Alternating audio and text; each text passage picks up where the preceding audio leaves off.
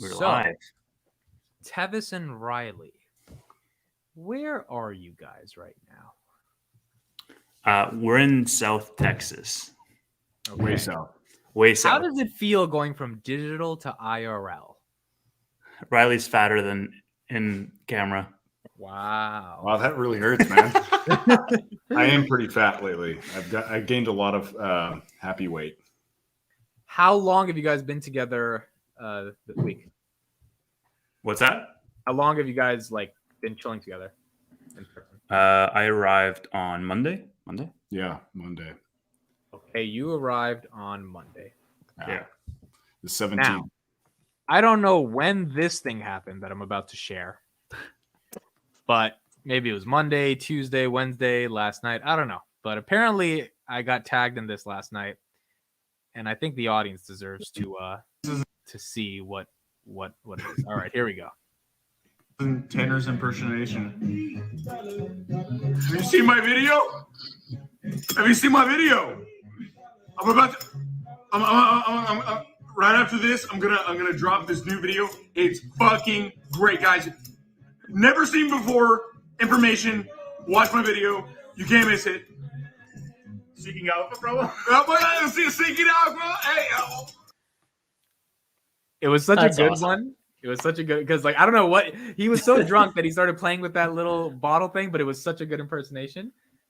Yeah, I that's the same thing that I was thinking. Is like, how did this come about? Like, he was just pressing down on it, and then Tevis said, "Oh, that looks like Tannor," or like, how did it come No, about? it was actually all his idea. Okay, we'd been drinking a lot, and honestly, that video was cut so that was the only portion because there's a whole bunch of stuff that we were just talking shit about you guys. Yeah. Okay. Did you see the Starship launch? Yeah, we saw it. And we saw it blow up too. Can you tell us a little bit about how it was? There was a lot of people, man. A lot more people than I expected. Definitely several hundred people. Oh yeah, dude. Easily. And like SpaceX had this whole entire peninsula where we were staying blocked off, and there was like thousands of SpaceX employees there. And it was like they were only playing like hype, cinematic, emotional, classic, epic music. Dude, where it was like deriving a lot of emotion before the launch. Yeah, so they had this entire section of beach for the public, and then another section of beach cordoned off for just SpaceX employees, where you had to show your badge to gain entry. And we just heard all of this music coming from the SpaceX side of the beach. And Amit, they were playing like Hans Zimmer type music, just like the Interstellar soundtrack before this thing is going to launch. And it was cool because all of us, since there were so many people densely packed onto this beach, we couldn't even get Wi-Fi or any internet reception. And so everybody on our beach was waiting to hear the latest news, like what the countdown was, whether it'd been paused. And on the other side of the beach, we could just hear just massive cheering. And we're like, okay, something's happening. What is it? The countdown started. And yeah, it was really good. How close were you to seeing it? Really decently close, or just so far? He recorded a video. I'm sure you could. Yeah, I put a video on my Twitter, Amit, so you can put that up. Okay. Or my slightly better one. And guys, we will be getting into a lot of good SoFi news, but we're just starting a little early, so in 5 minutes we'll get into that. Just thought, you know what, we're talking in the background anyways, might as well start the show early. All right, this is the 420 video. Let's see this one.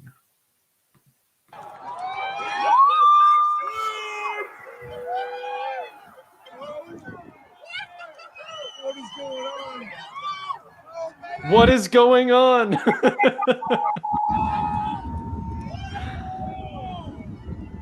Wait for the sound to kick in. It takes a while for the actual sound of the rocket to kick in.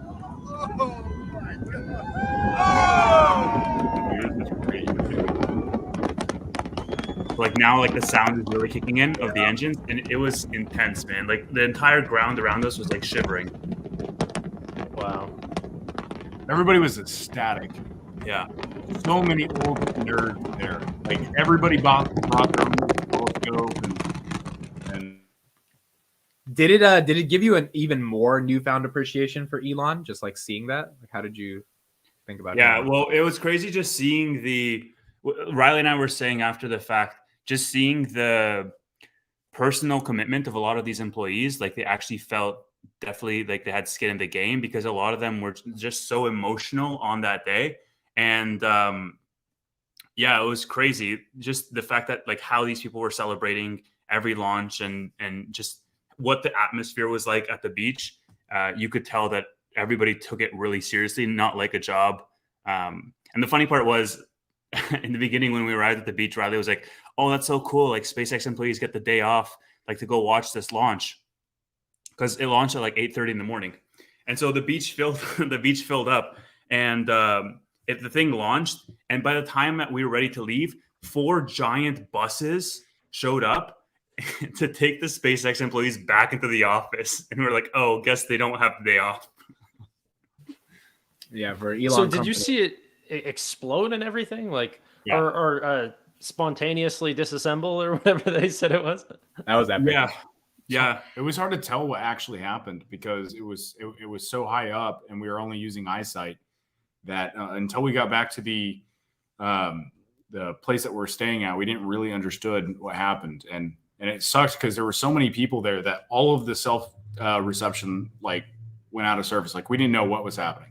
But the crazy part was, Tanner, that while it disappeared from eyesight completely, I could still hear the engines going for like another 5-10 minutes. Yeah. Wow. Insane. Did you guys see the pad that they actually launched off of? It was absolutely destroyed. Like it was like a crater in the ground. I didn't see that. Yeah, like this thing was so powerful. Like the thing that it was designed to launch off of was not nearly equipped. It looks like a big crater, but yeah, crazy.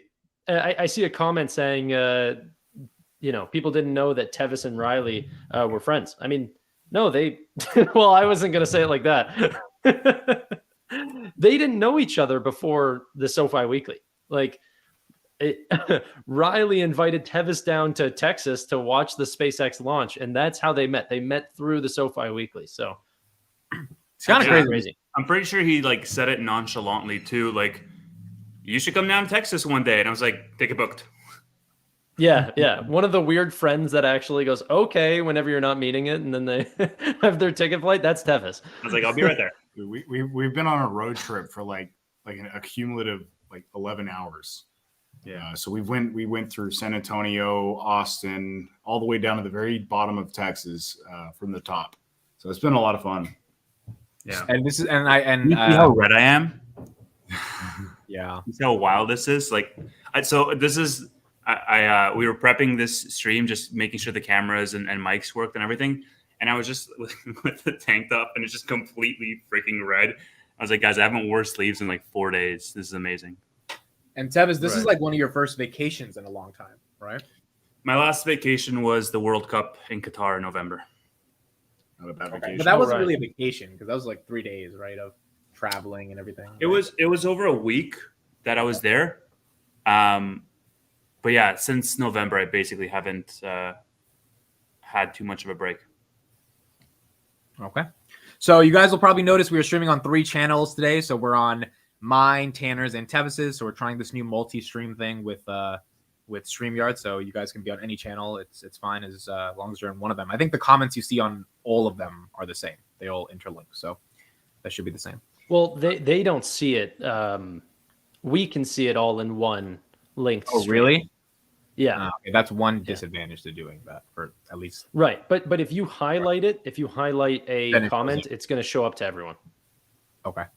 So much more commenting or much more bringing up the comments, which I think is good for people that watch after the stream anyway, because they're not going to see the live chat. I'm curious to see how the audience breakdown is going to be, because when we're all concentrated on one stream, we sort of have a ballpark of how many people tune in to watch live. I want to see how that breaks up when we're on high majority emit for sure, because it's always on his channel. Well, here's my thing. If let's say I have 100, you both have 50, so that would theoretically be 200 on one stream.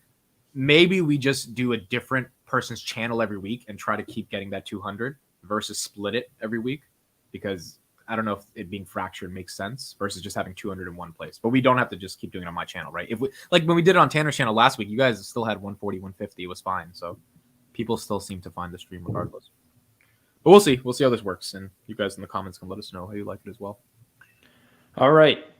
Do we want to dive into some Apple news? So is SoFi dead because of Apple? What are your thoughts, guys? No, if anything, it helps them. Let's start off with Tannor, then we'll get into Tevis and Riley. And shout out to Tom for the 200 Thai bots. I don't know how many dollars that is, but thank you for that. I appreciate it.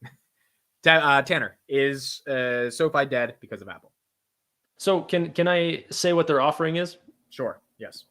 Apple launched a new savings account. This is not fully fledged out with every, product that maybe SoFi or whatever would have, but it is a high interest savings account.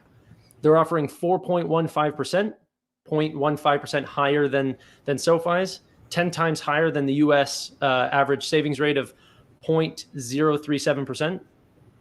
Or 0.37%, sorry.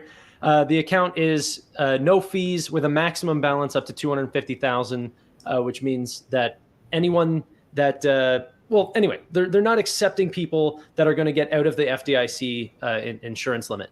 And this is offered to them by Goldman Sachs. To sign up for this account, you must already have an active Apple Card, so that's going to already take down the numbers a little bit. But all your daily cash rewards and everything from the Apple Card are going to go directly into this savings account. So pretty interesting. Is SoFi dead? I think that this is the biggest competitor to SoFi that they've ever seen. I think this is the biggest potentially competitor to the entire fintech space. And I would love to hear some arguments, and we can maybe go back and forth, because I've done quite a little bit of reading on this, and I think this is not scary news, but will be a fight.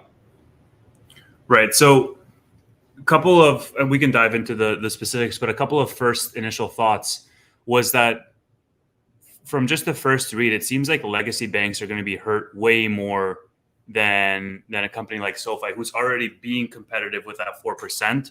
Like, all this is doing is, without even initially getting into how it's hurting Goldman, but all this is doing is just highlighting the, unviability of these legacy banks that are offering 0.1%, because all of a sudden now everybody with an Apple Pay account or an Apple phone, let's say, can theoretically be getting 4% on their money.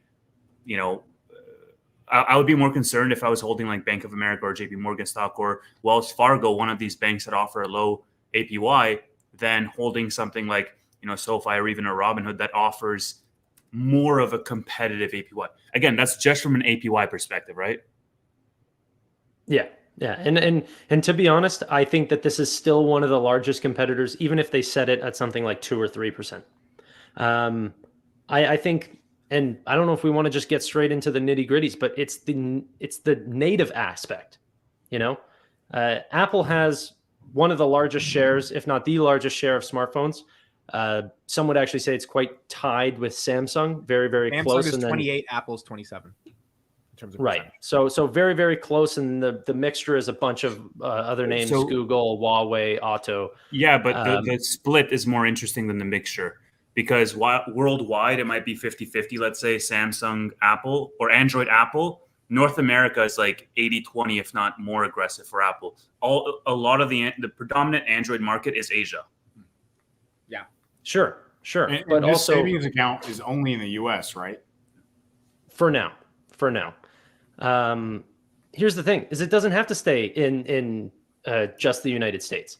Like, look at what PayPal did. They were able to go completely global, and I think even PayPal has a massive disadvantage to Apple here because of that native aspect. Like, think about whenever you go to switch to Chrome, what's the first thing that happens? Big unfair ping that ends up happening, and it says, "Are you sure you want to switch? Edge just got an upgrade and everything. It has all the features, blah blah blah." They have that competitive advantage because it comes pre-installed with all Windows 11 products or Windows products. I think the same thing is going to happen with Apple. Think about a company that already has all of your data, your identification. all of these things, whether it's your biometric identification or whatever, to sign up for an Apple high interest savings account will be, from what people's experience is already, 45 seconds or less. A simple yes, would you like to sign up, pre-filled information, and off you go, right? To get to a SoFi account or something like this, you're going to have to, one, find out that product even exists. Okay, so the advertising dollars are going to be extremely high. And then two, get through all those barriers of entry that might stop someone from signing up through a long sign-up process, a ton of different forms and everything like this. And Fintech has made that already much easier, but they're not going to be able to compete with Apple just being so native and already having all that information.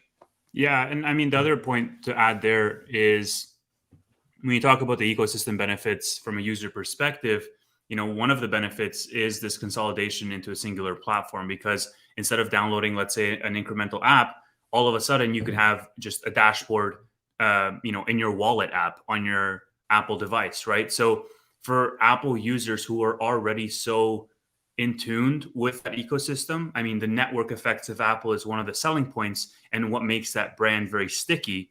This just plays perfectly into that, because users can all of a sudden now, see where their spending patterns straight from their Apple device as opposed to an individual app.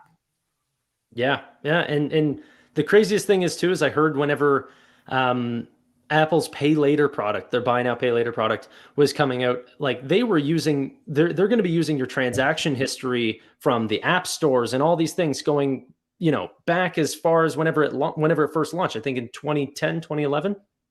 So like they have such an advantage from being such an old company that they can use all this data. Most people, I mean, I don't even have an iPhone. I have a Google Pixel, but I guarantee you Apple knows who I am, because at one point I had an iPhone back in, high school or something.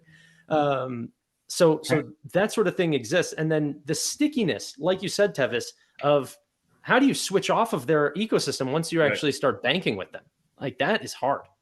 But there is a limitation of what they can do, right? Like I don't think they're going to be able to do all banking on their app. I mean, on the iPhone.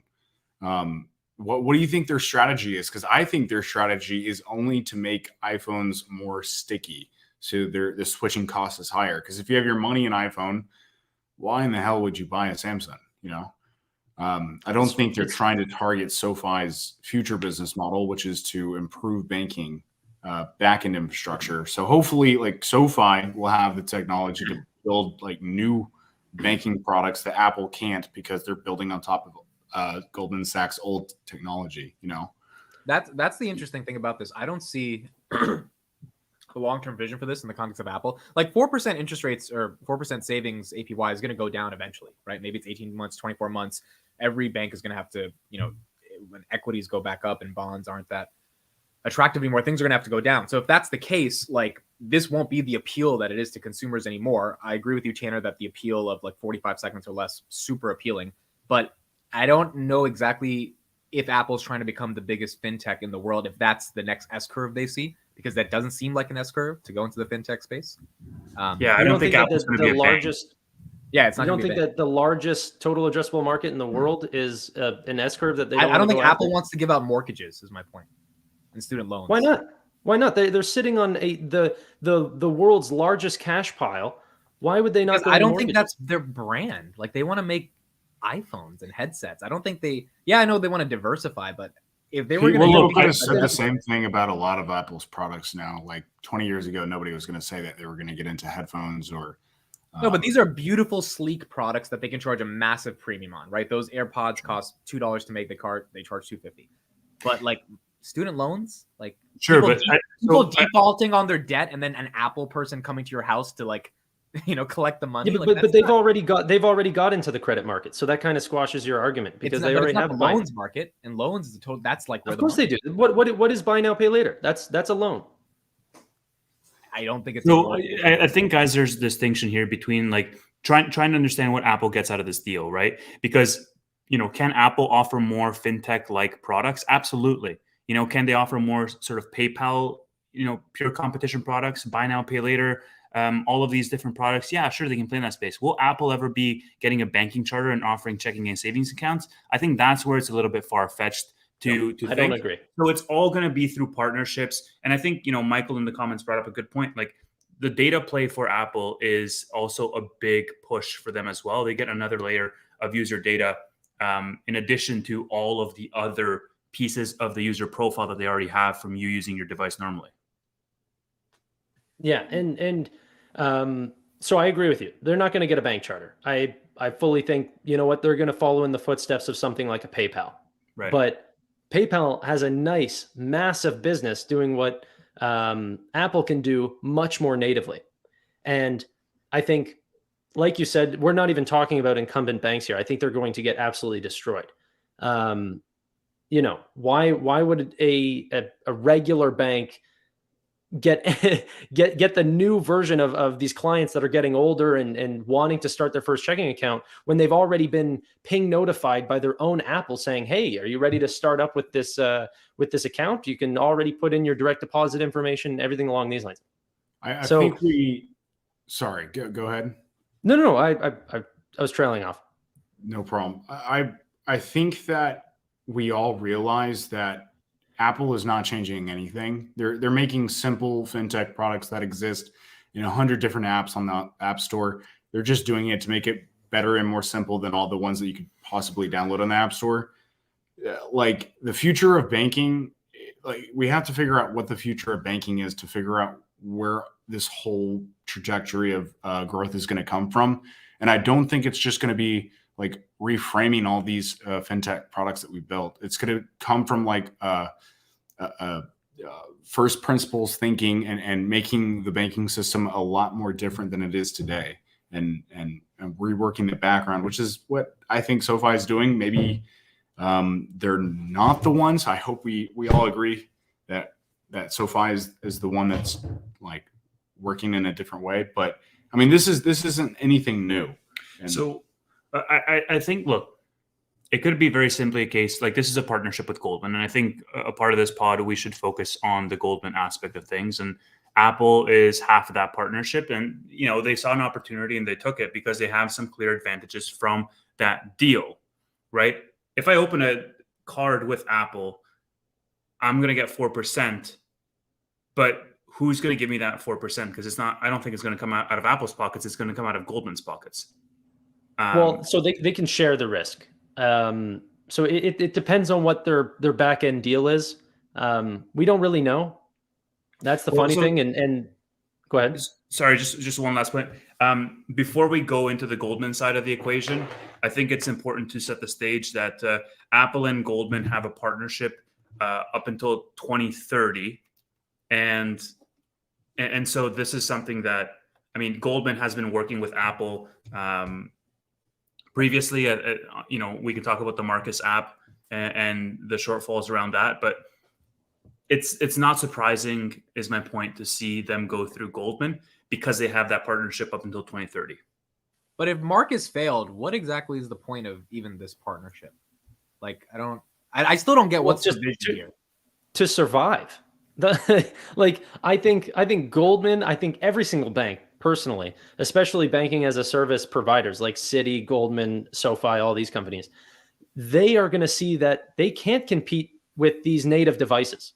Like, even it'll be very hard to find the PayPal app before you find Apple Pay.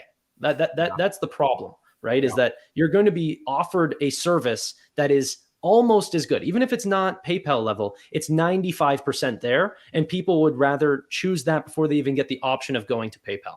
That's the big concern. And so Goldman probably sees that as well. By the time you even get around to getting a Marcus app, you already have Apple Savings or Apple Checking and Savings whenever this comes out. Or, the same, like, I think they're going to get into stock purchases, lending. I think they can do the whole 9 yards because that's what banking as a service offers you. You can offer all those services, and with the right client, they're going to give them the ping notifications to go and try it out. And I think it's much easier, I mean, from Goldman's perspective, to on-ramp with Apple as opposed to taking on the risk of doing it all on their own app, right? Marcus, them shuttering Marcus towards the end of 2022, like, that could have been a justification to say, hey, look, we're going to close Marcus. It's a money pit. It's full of expenses. It doesn't really have a strong use case. Let's just put our eggs in this other basket where we have a partnership with Apple, and Apple has a foothold into 80% of the households in America with their devices. Now, there's an amazing part that I want to add on to that, but I kind of want to keep it for a little bit longer and hold some retention because SoFi has a great plan as well. But that's I can see you guys smiling thinking about that. Did you see my video thing? But relax. Okay, wait. I need to present. Why do we think Noto said bring it? Oh, it was 100% in response to that. Yeah, is he going to wave a white flag? Like he has to say bring it on, and especially because it's Goldman. That's true, right?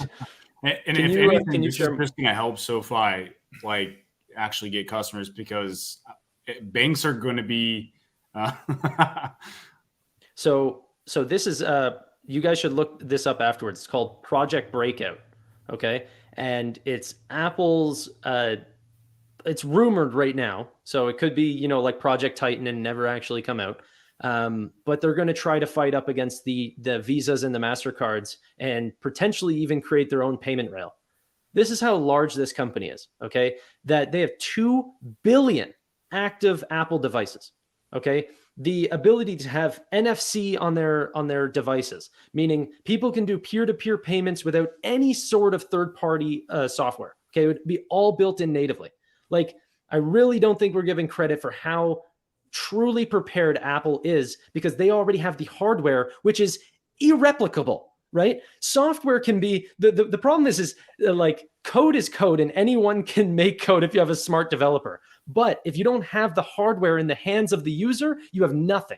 So this is where Apple really does squash the bugs. And I'm not saying SoFi is a bug because I do have, I've got an ace up my sleeve for whenever we talk about SoFi, but Visa, like they could create a new Visa just for their own users. That's how large their user base is. I think this is it's a little hyperbolic. You think they're going to replace Visa?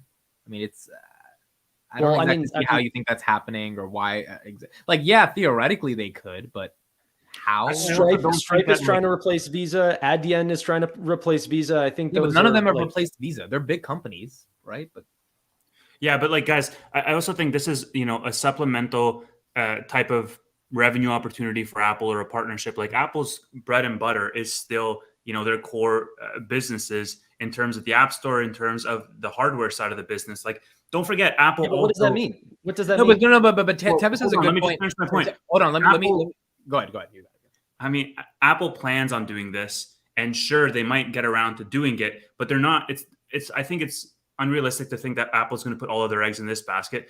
Don't forget, Apple is the same company that for the last 10 years has been planning to come out with an electric vehicle. And it's just a large company. They have their hands in many, cookie jars, but their main bread and butter business is still rolling out, the M2 chip, the M3 chip, the M whatever chip, and optimizing their App Store fees.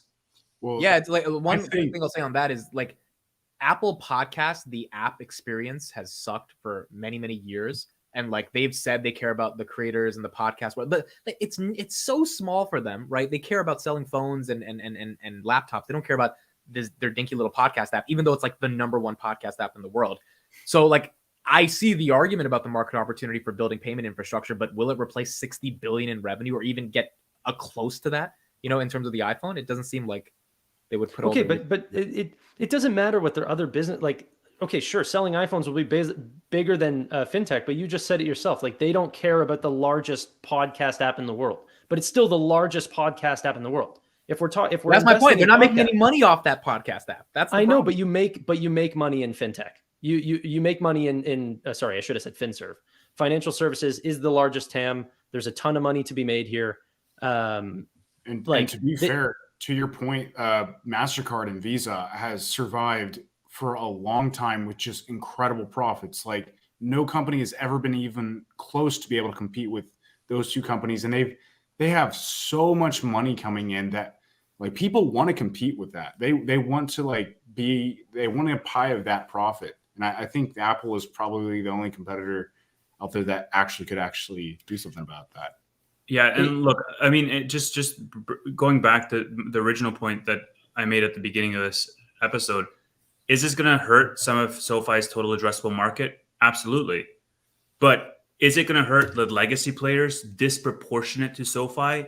I truly think so, because the more competitors we have that are offering 3 and 4 and 5%, yeah, it's going to take a little bit of the pie away from SoFi, but it's just going to highlight, it's going to put a giant spotlight on the legacy players offering 0.1%, because all of a sudden, Amit and Tannor said it, Apple's podcast app, just one of their streams, like Apple has so much size, so much volume on their side that whatever they touch is going to be by default one of the highest used in the world, just as a result of the devices that they have floating around as a foothold into the household, right? And so I just think that it's going to hurt these legacy players that are offering 0.1%. Even though it might hurt SoFi, it's going to hurt the other ones disproportionate. Yeah, and they're going to want to come to us and upgrade their back end so that they can make better margins. So I don't see how it's that bad for us. We're all moving towards the future that, like Apple, I mean, like contactless payments and that's all coming. And SoFi is going to be selling the tech for the people that are going to be transitioning over. So maybe Apple pushes us closer to that end goal that we want, where everybody comes to SoFi to build something. Yeah, so I mean, I agree with you guys. I think Dan Schulman from PayPal had said something along this line during COVID that whenever there was a lot of digital wallets actually coming out during COVID, this actually pushed PayPal as well. Like just a total large addressable market, even more competitors coming on, still pushed the market forward and even grew PayPal because just the overall size of the pie was getting larger. So this could make a lot of underbanked people or unbanked people actually decide to get a high interest savings account and start looking at companies like SoFi and going, okay, well, now that I've gotten into this fintech space and I'm comfortable using a mobile app, how do these work? However, that being said, if people aren't jumping from TD or JP Morgan to SoFi right now, it's one, either because there's not enough advertising, people don't know who we are, or they're not comfortable with a digital app. So the people that Apple are going after, I do worry that these are the smart fintech users, the tech savvy individuals who are already comfortable with a digital app, and that Apple will offer a higher interest rate for. One thing that's interesting that you said that I want to pick up on, Tannor, is of these people that are comfortable, that are tech savvy, let's say, that enter in this ecosystem. I think that just as a thought experiment, let's say that somebody enters the ecosystem for the first time through this Apple card. They want to get 4%. I think that same person, or a large percentage of that demographic that is introduced into this market through this Apple card, has a higher likelihood of transitioning to something like a SoFi versus something like a JP Morgan. Why? Because they're going to get used to that 4% APY, and they're going to say to themselves, well, wait a minute. In addition to the savings account, I might need another account. And oh, wait, Apple doesn't offer every single account out there. They don't have that ecosystem. Maybe they offer, buy now, pay later. Maybe they offer, the savings accounts, but they don't offer everything. So what is a solution with a similar APY that does offer everything? SoFi is going to be higher on that list than a Bank of America will be. But I don't necessarily think the majority of people think that way, because we wouldn't have a Chime or a Current or any of these large fintechs that simply offer a single product that Apple can crush, right? I do agree that more products equals a better service, but this is just getting started for Apple. And I mean, they've been launching more and more but what are they doing new? They're not doing anything new. But no one cares about new. They want. Yeah, they don't care about new. But whenever somebody, Tevis made a great point, like in a car ride before Tom Ford. What's the Ford? What's his name? Oh, the Henry Ford quote. Yeah, before Henry Ford, people just wanted a faster horse. They didn't want a car. Like, banking is old. The back end is old. Whoever's going to change that is going to have, whoever changes the market is going to win. I mean, Apple is just copying. fintechs. But you don't think that a native app, a native product to a hardware device is something new that super really hasn't been done to convenient this for the scale? consumer, and Apple's going to be very, very successful with this. But I don't know what the future is, but Apple copying everybody else, fintechs that have been doing this for the past decade, like this is nothing new. They're going to be very, very successful. I don't agree with that point. Like Affirm or Afterpay are the two largest buy now pay later providers. Okay, but Apple got into this market and they're collecting a market share, and even more important, PayPal is getting into the market and collecting the most market. Like they are growing substantially, much faster than Affirm and Afterpay. So we fail to think that all of this infrastructure is built on old technology, and I feel like new technology will make a wider base for the pyramid for people to create more and more unique stuff. So, but this is the part where it gets unproven. Like you have to know what the future is, but this is all like bottlenecked by backend technology. Hopefully, SoFi is more agile in the future. I don't know. It entirely depends on what the future of banking is, and nobody knows what that is. That's going to be because it's tied up with regulations. That's why Apple will never ever want to become a bank, because they do not want the FDIC in their back door. So they're always going to have a sponsor bank to do all this stuff. And Goldman Sachs is getting killed. Like they're not making a lot of money with Apple right now. They're not happy. I know, but that's the pricing advantage of being the largest fish in the sea, is that companies will give you the highest, the discount that people will give to Apple for them to supply their chips and to offer them these services is not something that they put on their pricing books. They get exclusive deals because they're the largest player, right? So, this is how Apple is able to afford a higher, high interest savings account than even Marcus offers at 3.9%. So, like, I don't necessarily think that that's apples to apples. Yes, Goldman is the sponsoring bank, and they're always going to be paying that fee. What you did there, Tanner? What? You said apples to apples. So, I didn't even mean that. But just really quick, but even PayPal or Cash App or any of these largest players also have sponsoring banks. Those aren't banks. You know what I mean? So most fintechs, aside from SoFi and Vero, are need a sponsoring bank. That's the majority of people, and they have millions, tens, or potentially even I guess tens of millions of customers. There's no bank with 100 million as a neobank. I don't think we should be underestimating the brand power of Apple, and I think that's the biggest point of worry here is the brand. The strongest brand in the world. Yeah, exactly. And interestingly, I mean, look, bro, they're strong, but bananas have more potassium, so I don't know if they're the strongest. Warren Buffett was on Squawk on the Street on CNBC, and Apple is like 43%, 44% of Berkshire of what he owns, and he had an interesting analogy about Apple that I want to sort of regurgitate because it made me think quite a bit. And he talks about moats and competitive advantage all the time. But with regards to Apple, he said on the brand that it's absolutely fantastic. If I walked up to somebody on the street and offered them $10,000, but the only caveat was that they never use an Apple device again in their life, they would never take that up. But if I walked up to somebody on the street and offered them $10,000 to never buy a Ford again, they'd be like, okay, give me the $10K. I'll just buy a Chevy instead. And so that brand power of Apple makes it so sticky that any new product that they release in the future, people will buy and will love and will incorporate. And again, we've talked about this before, the ecosystem effect of Apple, their network effects is one of their biggest value propositions. The fact that my MacBook can talk to my iPhone, can talk to my Apple Watch, can talk to all of my devices in a very seamless user experience. And so now that you introduce a payments product into this ecosystem, combined with the brand power of Apple, I think that piece alone is the scariest part of this.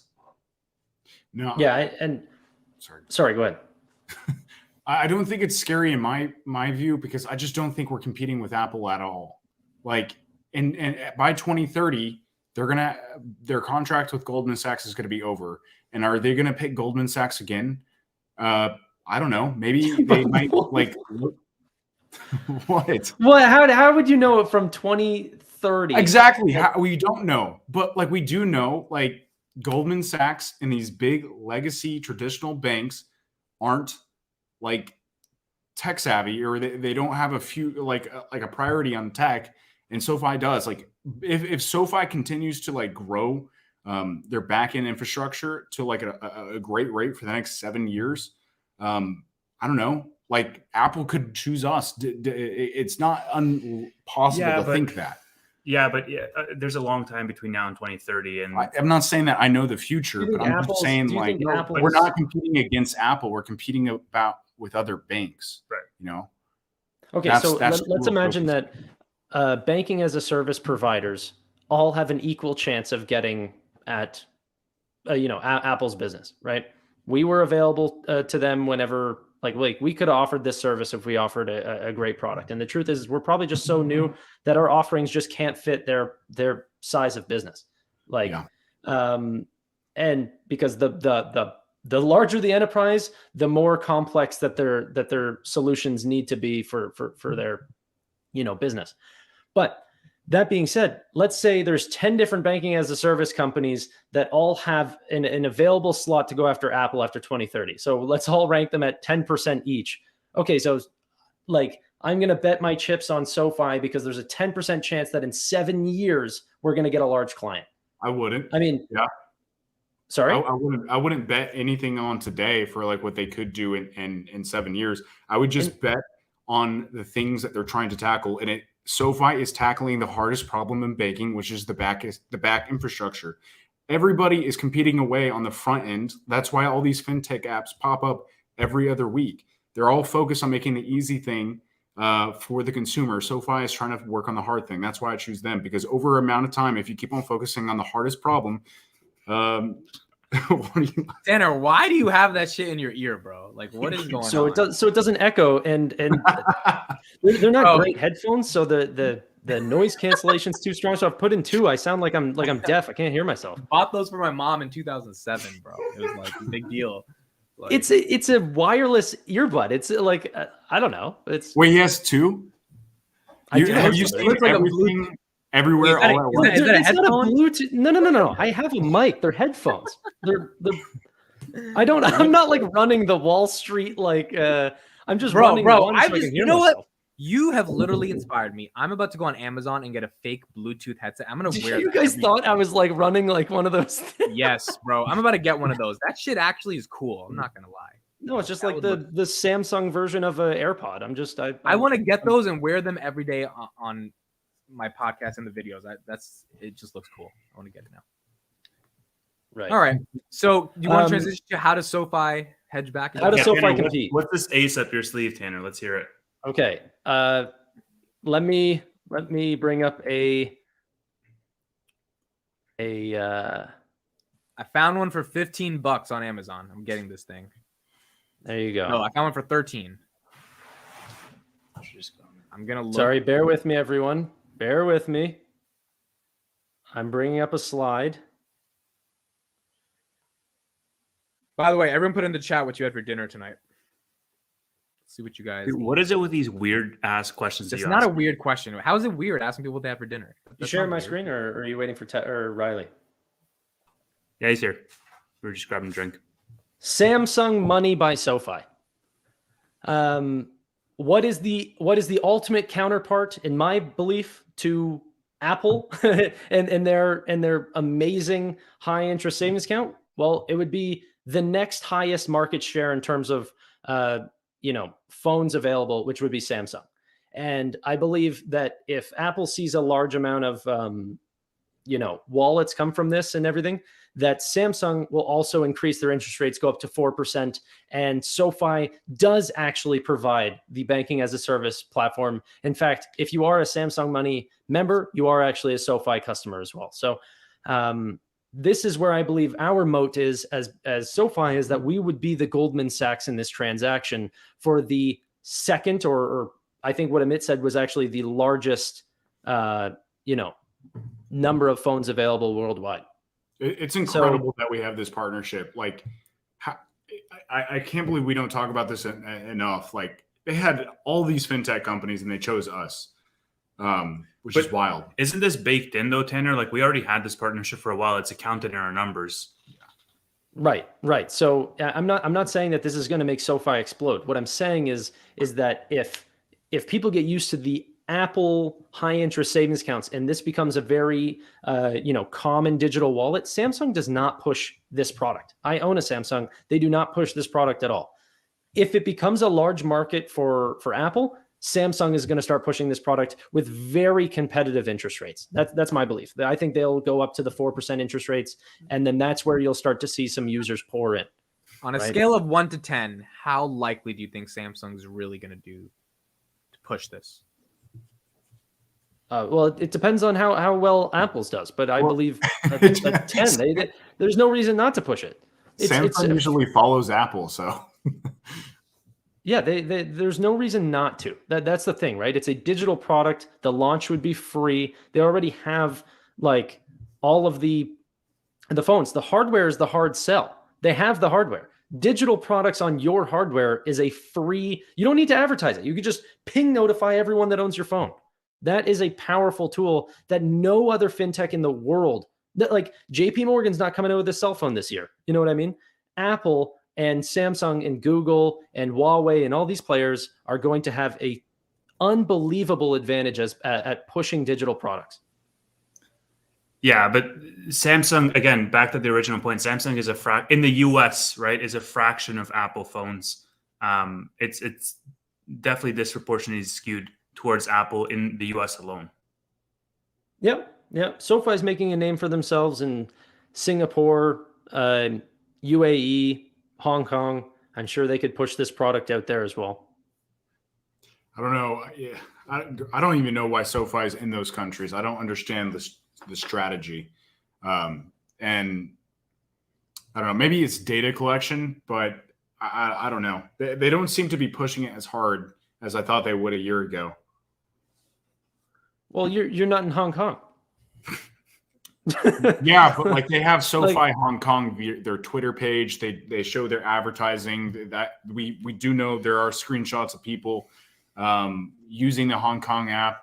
It's basically just a subscription service to use trading in Hong Kong, and there is a social feature which is cool because like that is something that we're rumored to have in the Americas or the US when it happens. My initial thought that SoFi Hong Kong was just beta testing the social feature just to make sure it's going to work in the favor of people actually enjoying the service and not just making people feel bad about investing and showing everybody that they suck at investing. You don't want that to happen. So but still, they never mention it in their quarterly earnings. They don't have any roadmap. It's just totally silent on that part of the strategy. There's also different regulations for all these different countries, right? That are really unique and very specific towards banking and how it's done in different jurisdictions that they have to keep in mind, right? So a lot of it, especially in the beginning, is more of a headache than you bargain for. Sure. And even if Android only makes up 20% just here in the United States, that still is a large total addressable market. And this is assuming that SoFi doesn't keep any of their their own users. All I'm saying is that we have an advantage that a lot of the traditional banks do not. I mean, there's a lot of people that have a lot of money in traditional banks because they still do print a lot of, whenever it comes to their return on equity. So that's the big bread and butter with these traditional banks is that they just sit on a ton of cash. But as we're seeing quarter over quarter is that their deposits are shrinking, right? People are leaving traditional banks, and SoFi and the likes are also, the likes of other digital wallets are picking up this mass. People are going away from cash and they're going to more online digital payments. So I believe we're still in the total addressable market, even if we're not the fastest, market winner. But whenever you look at, I'm just looking at too many statistics on PayPal's recent earnings call, and they talk about, okay, well, who's their biggest competitor? Well, who do you think?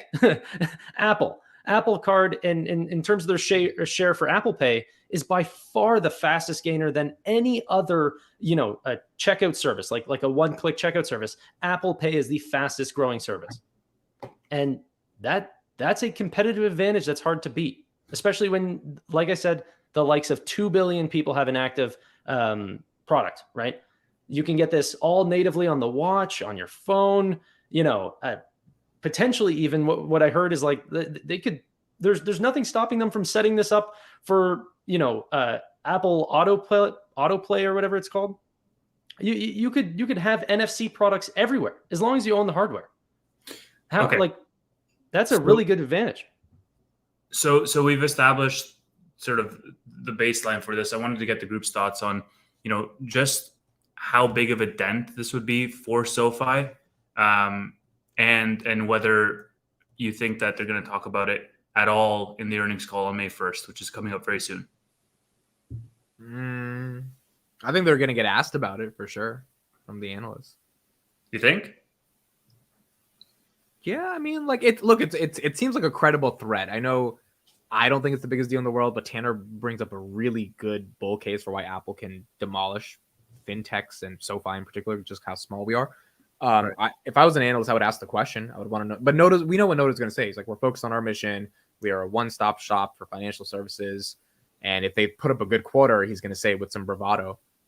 The question is, are they going to put up a good quarter? I mean, there is also that argument that having the biggest player enter your space validates your space. You have I I don't know if that's the case here, because of course the space was always validated. This is just the competitor coming to crush them. It's not like we needed validation, right? Well, not necessarily, because SoFi was in the vast minority of companies that were offering anything above 1%. No, they weren't. M1 Finance, Robinhood. Yeah. Keep going. Well, Goldman was doing 3.9 at one point, right? That was pretty close. The point is that the vast majority of them are doing under 1%, because they're all legacy players that don't really, Yeah, you also named 2 premium services, by the way. That's fair. Yeah. I think, if you look at, and not to pick on Riley here, but you're the one that said it, so I'm going to just say that the best banking product or whatever is going to be the moat that SoFi holds against Apple that might not be developing products at the speed that SoFi is able to do. And there will be a portion of the, business our customer base that sticks with SoFi because their ability to push products faster will be much quicker. That'll be true. But then I start looking at a lot of these, different examples of okay, look at the photography industry, right? Whenever smartphones came out, did they have as good of picture taking devices that Kodak might have? No, obviously not. And the diehard photographers stayed with their, cameras. But that being said, the actual number of cameras that are sold today is abysmal to compared to whenever the actual smartphones actually came out. It's not even close. The market did not grow for cameras. It shrunk almost down to 1% of what it was in the heyday in the 1990s. So that's what I'm worried about, is that if you can get a product that's 95% as good, that's where 95% of people are going to go.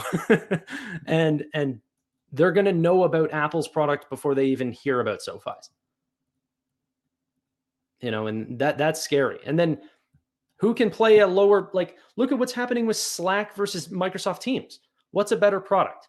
Okay, Slack. Okay, who's growing? Teams, because they have the pricing power to be able to make money somewhere else and then offer a service over here.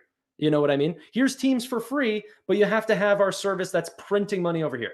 Apple has that effect. SoFi and the likes, especially of traditional banks, they do not have a pricing power. They don't have pricing power here, aside from being a sponsoring bank, but that fee is very minimal. Yeah, that's fair. That is fair. All right, you guys can leave some questions in the chat. I don't know if do we have something else on the docket? Or is that I'd still like to talk about this. There's so much here. Do you think Apple is going to be the end all be all? Because they can't replicate, they can't do what banks do. They can only copy what fintechs do. The question in my idea, so this is scary if you don't think that SoFi can change what banks do. If banks, if the banking technology can be changed to be better than what is out there for everybody else, then SoFi has its shot, right? But if SoFi just acts like a fintech and it can only do what fintechs do, then Apple is going to take up market share, and it's not going to be like SoFi is never going to like meaningfully grow. You know what I mean? Like to a large market cap. The whole premise of whether or not SoFi is going to be successful in the future is whether or not they can meaningfully provide a way better service than what the traditional banks are doing. And fintechs kind of like eat at that by like building stuff on top of what banks have now. But is there a way to make a better experience by starting with the backend technology and then build on top of that? Apple thought that Intel wasn't going fast enough, and they had a lot of problems with their chips and their devices early on in the days.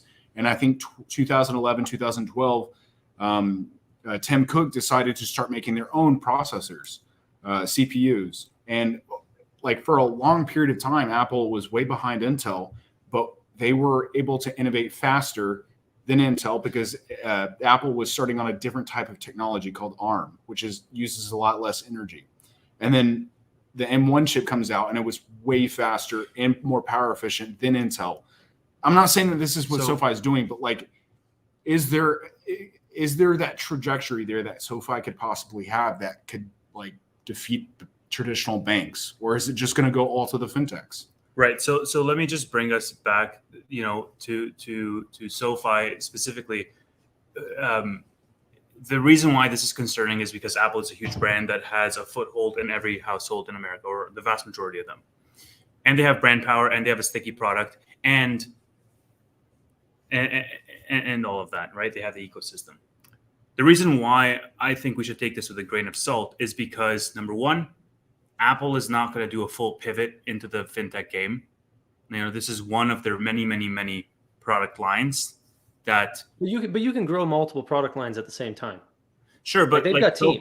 SoFi is a company, let's just say, that is going to dedicate 100% of their effort to this space, whereas Apple is a company that might dedicate, 5% or even less of their attention to this space.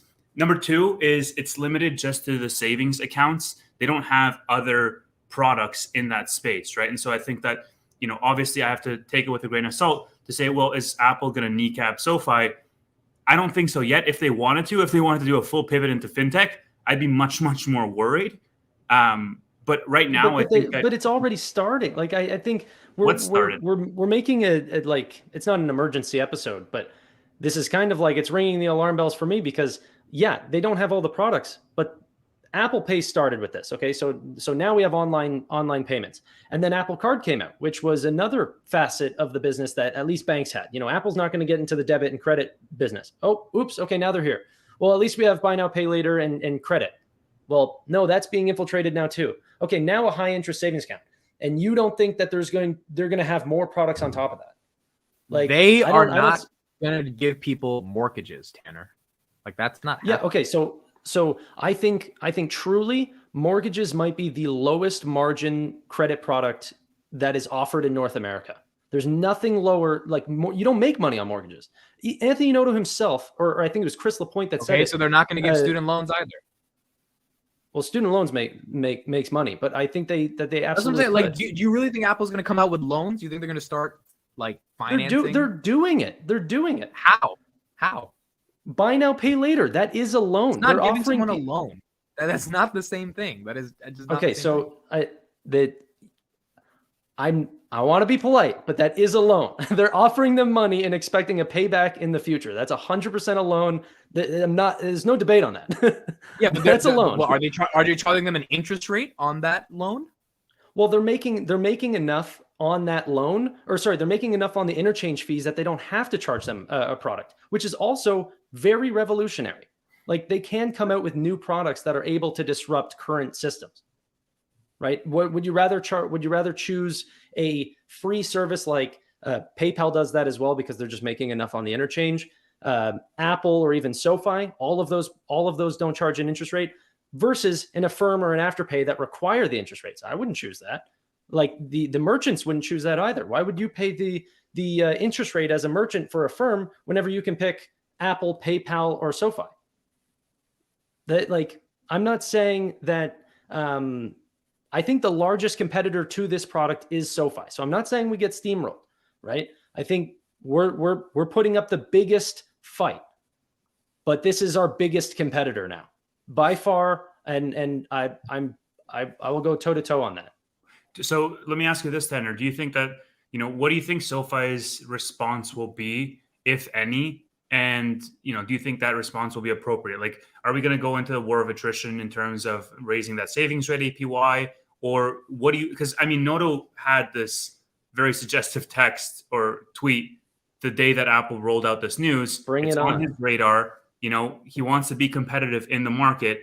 So what's the next move here? Well, I'll bring up an example. Look at the taxi industry, right? Whenever Uber and Lyft came out, the taxi industry got destroyed. So what did they do? They had to lower their prices to stay competitive. They lowered their profit margins. But that ended up just being a war of who can survive the longest by lowering their fees.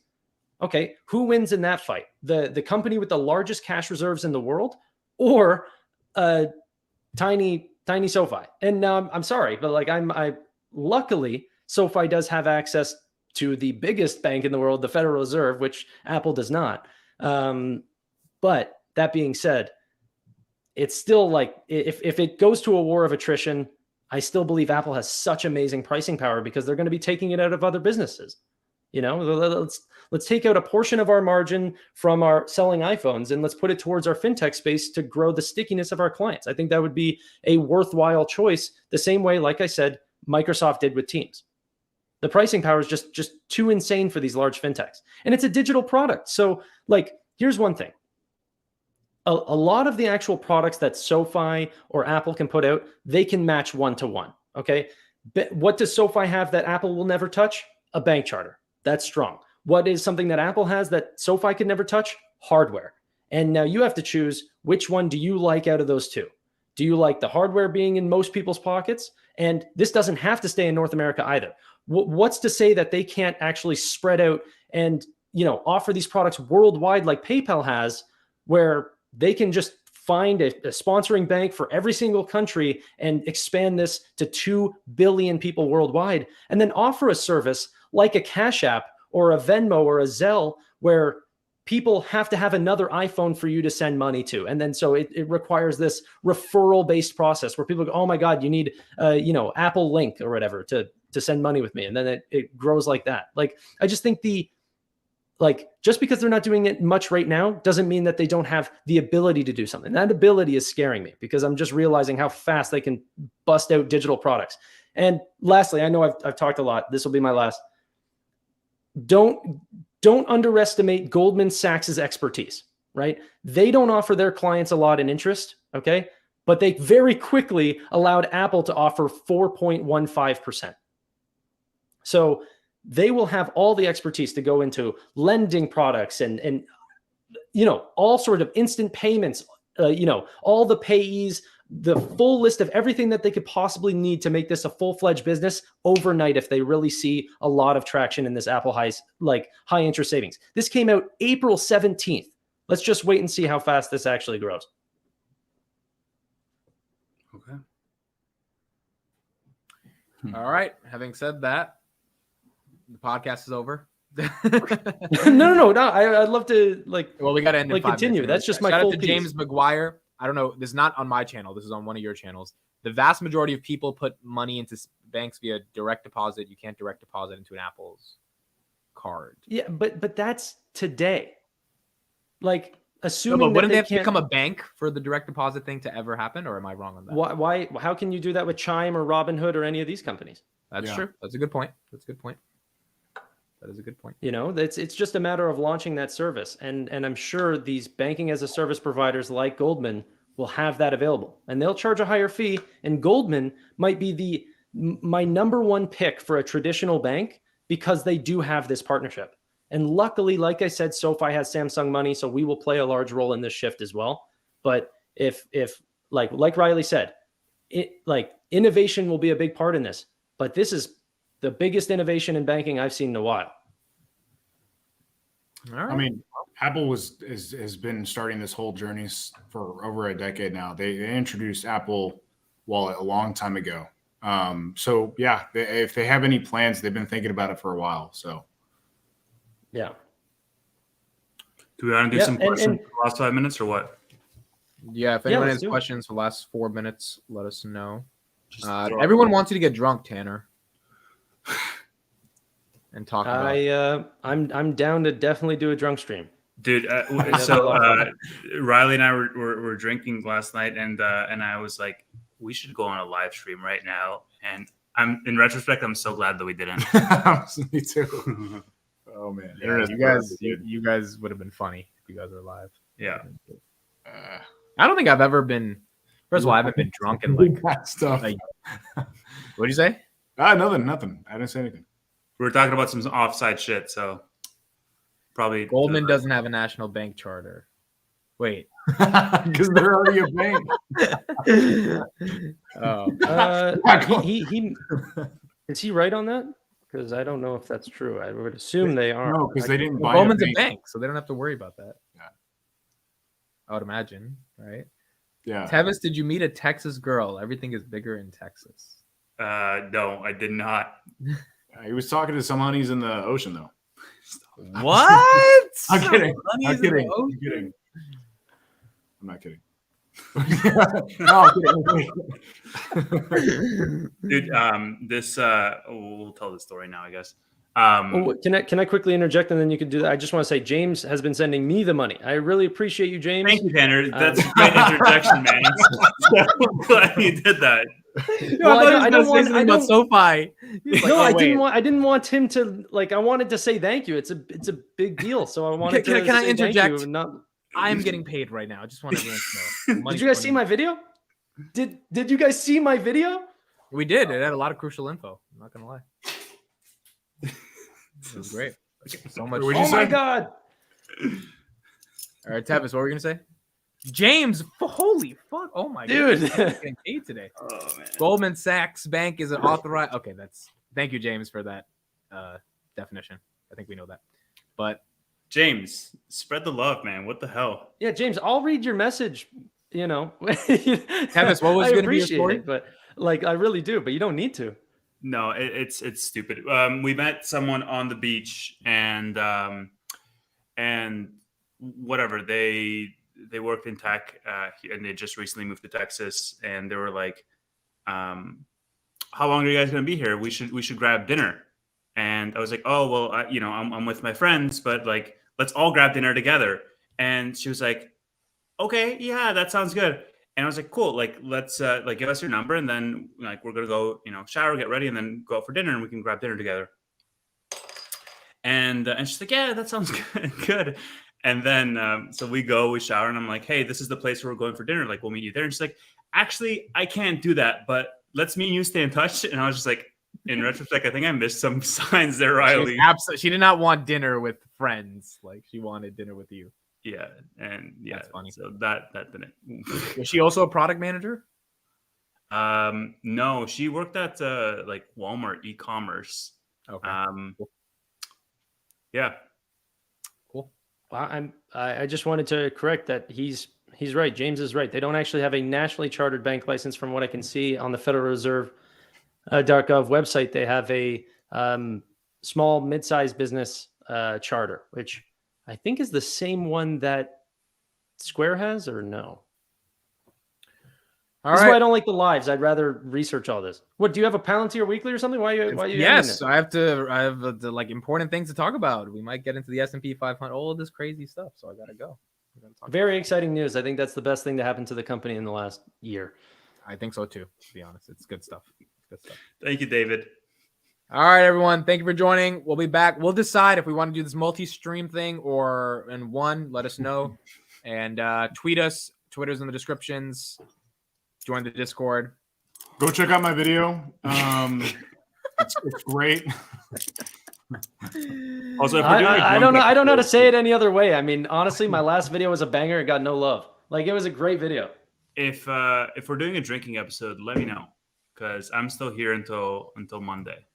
Amit doesn't drink. Yeah, I don't really drink, but you guys can drink. It'll be fun to watch you guys. All I'm right. already like Bye, high guys. on life, so that's fine. Yes, exactly. Bye, everybody. Yo. See ya. See you guys.